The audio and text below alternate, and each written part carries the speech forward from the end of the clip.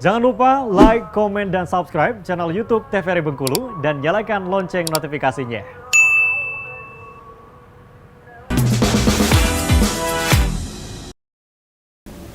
Balik lagi di Opini Obrolan Pas di sini. Nah, pemirsa masih bersama Mbak yang cantik ini di sini. Nah, ini masih mau lanjutin nih ceritanya kegiatan keseruannya selama bergabung di beasiswa ini. Jadi hitungannya organisasi lah ya. Komunitas, Mbak. Oh, komunitas deh ya. Karena memang ada strukturnya juga gitu ya, ada ketua. Ini kamu kalau sekretaris itu kan biasanya di setiap organisasi apapun itu biasanya paling banyak nih kerjaannya. Iya, benar. Ini waktu mengambil peran sebagai sekretaris ini menyanggupi itu berarti udah siap dengan konsekuensinya dong. Iya, karena pengennya belajar juga kan. Jadi alhamdulillah kemarin tuh mengajukan diri untuk mendaftar. Oh begitu. Ini kan kegiatannya banyak ya. Kegiatannya dan seru-seru juga pasti menurut kamu. Betul. Itu salah satunya tadi udah diceritain di Enggano itu ya. Iya. Adanya ke anak-anak berhubungan lagi ke masyarakat, artinya ya sesuai yang kamu minati juga. Iya. Ini ada kegiatan apa lagi nih? Keseruannya seperti apa lagi di komunitas ini? Untuk di komunitas kami ini Genbi sendiri ya, selain kegiatan yang bermasyarakat, kami juga melakukan kegiatan sosial yang bermanfaat kayak keagamaan. Kan kemarin itu kami mengadakan kegiatan One Day One Juice juga. One Day One Juice, ada berbagi sedekah juga, lalu kemudian Jumat bersih dengan bersih masjid yang ada di kampus juga. Itu One Day One Juice itu satu orang atau untuk satu kelompok gitu? Satu kelompok, Mbak. Satu kelompok Iya, kan. jadi biar nggak terlalu berat juga kan, nanti bagi-bagi. Oh begitu, bagus banget ya kegiatannya ya. Itu serutin kegiatan-kegiatan diadakan seperti itu. Untuk kegiatannya rutin, kami itu ada susunan program kerja sendiri satu periode ya. Kan periode 2022-2023 itu udah ada rencana program kerjanya, pelaksananya kapan, terus siapa penanggung jawabnya itu udah ada semuanya. Itu berarti kalian yang buat ya?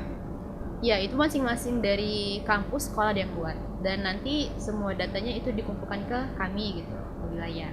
Oh begitu. Ini kan ada kampus dan juga ada anak sekolah ya. Nah itu kalian bergabung atau beda lagi komunitasnya? Kami itu satu komunitas, cuman dia dibagi per komisariat. Ada komisariat NIF, ada juga UNFAS, UMB, dan Yayan Curug untuk ranah kampus. Kalau untuk yang sekolah ada komisariat SMK 1 sama komisariat SMK 5. Dan 6 komisariat ini gabung menjadi Genbi Provinsi Bengkulu.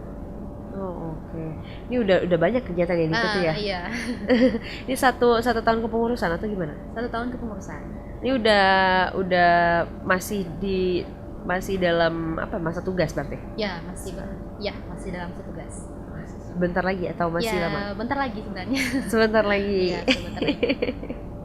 Ini kan tapi masih ini ya, berarti ya masih akan memantau junior-juniornya juga ya? Iya, karena ya nggak bisa langsung lepas ke itu Betul. juga kan. Ada mungkin beberapa yang perlu dibantu juga. Ini selama berkegiatan ini apa sih kegiatan yang paling menurut kamu membekas gitu loh pengalamannya mengenai kegiatan yang ada di komunitas ini yang paling unik mungkin? Kalau untuk kegiatan yang paling membekas sih menurut aku ketika kami melakukan kegiatan yang bekerja sama lembaga yang lain gitu kan.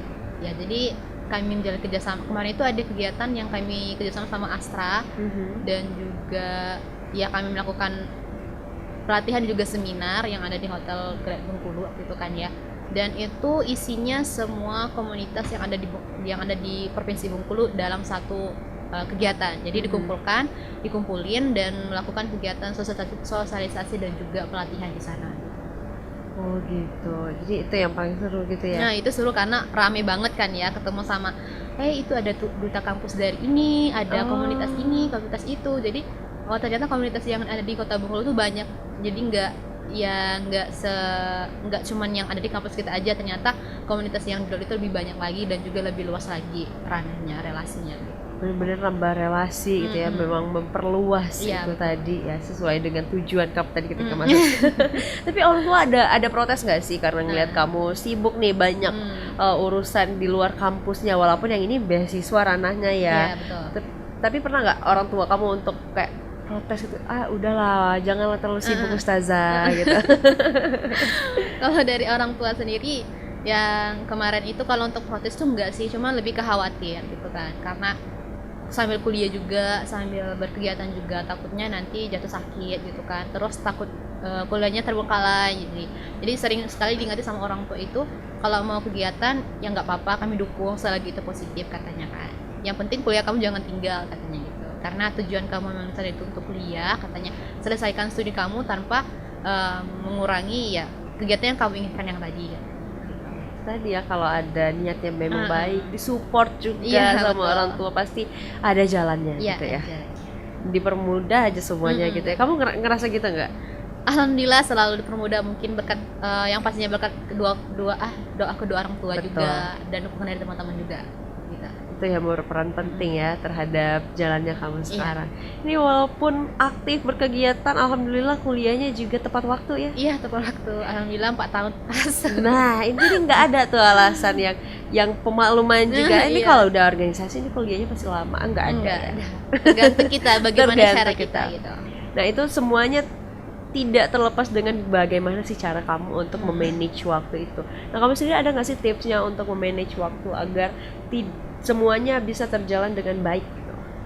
Kalau untuk tips dari aku sendiri sih, kita kan kalau berkuliah sendiri kan menurut pengalaman yang kemarin-kemarin itu, kalau untuk jadwal kuliah kan misalnya nih Senin sampai Kamis misalnya kan, terus tiba-tiba ada panggilan kegiatan dari organisasi. Sebenarnya kalau untuk organisasi di kampus sendiri itu mereka jadwalnya di luar kesibukan kuliah, dan mereka udah menyusun jadwal sendiri gitu kan. Jadi tanpa mengganggu jadwal kuliah, mereka itu hanya berkegiatan di hari-hari libur aja gitu.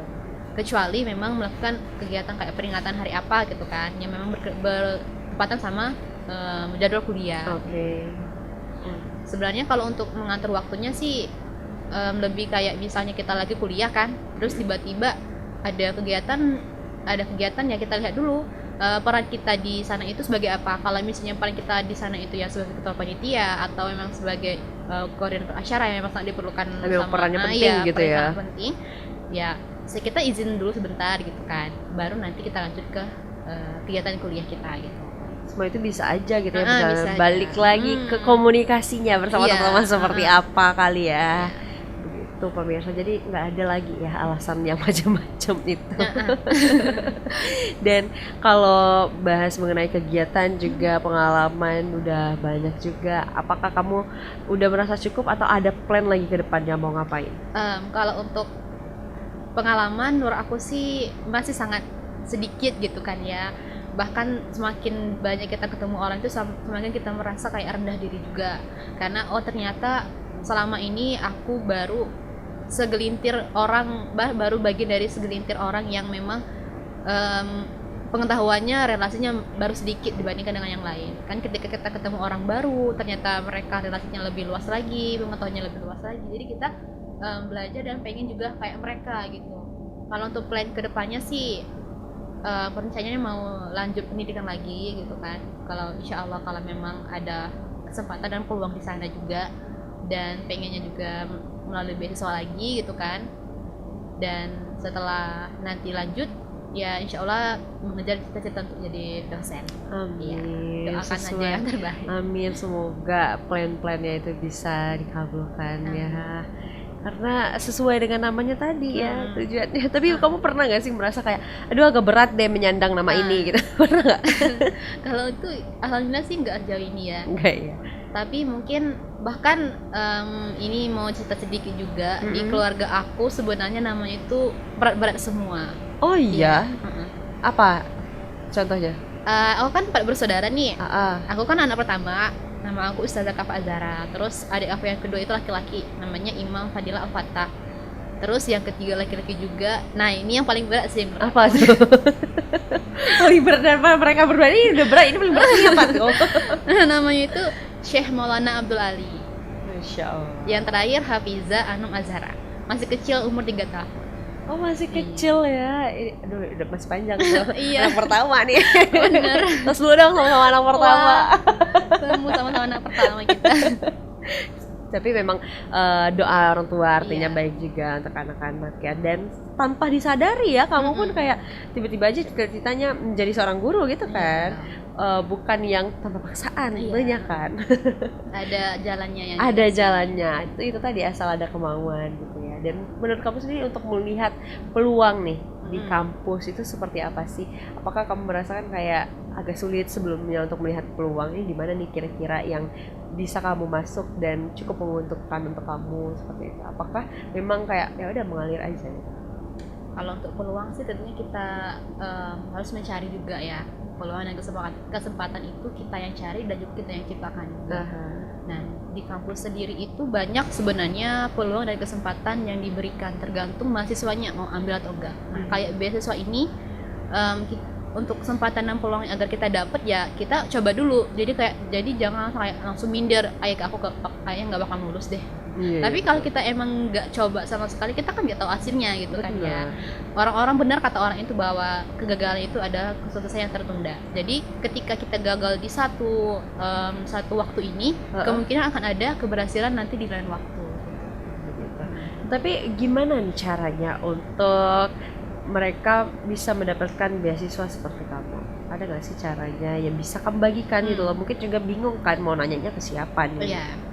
Kalau untuk cara ini lebih kayak tips dan triks ya gitu, dapat beasiswa. Nah, yang pertama sih kita juga harus memiliki catatan akademik yang baik yang dibutuhkan atau yang menjadi syarat ketika mendapat beasiswa. Ya, dengan tadi kan minimal IPK-nya 3,0. Lalu kemudian ya itu tadi kita aktif dalam organisasi, kegiatan sosial maupun kepemimpinan, karena itu nanti bakal nilai plus juga gitu kan. Terus yang terakhir ya kita juga harus menyiapkan dokumen-dokumen itu secara rapi dan juga sesuai dengan yang diinginkan gitu. Ini kalau misalnya nih para pemirsa ini mungkin ada mahasiswa dan juga ada yang masih bersekolah nih, pengen tahu, pengen nanya, itu bisa kemana? Tentu saja kalau misalnya teman-teman di luar sana mau pengen tahu ya informasi mengenai beasiswa Bank Indonesia, itu tentu bisa dilewat dari media Instagram kami yaitu Genbi Bengkulu. Kalau untuk yang Bank Indonesia-nya Bank Indonesia Bengkulu. Jadi nanti segala informasi terupdate mengenai entah itu seleksi penerimaan maupun kegiatan kami bisa dicek di sana gitu, di media sosialnya.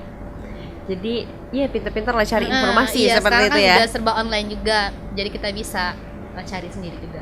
Kamu waktu semester 5 itu artinya udah kuliah offline berarti ya? Iya, kemarin itu kuliah offline sejak semester 3.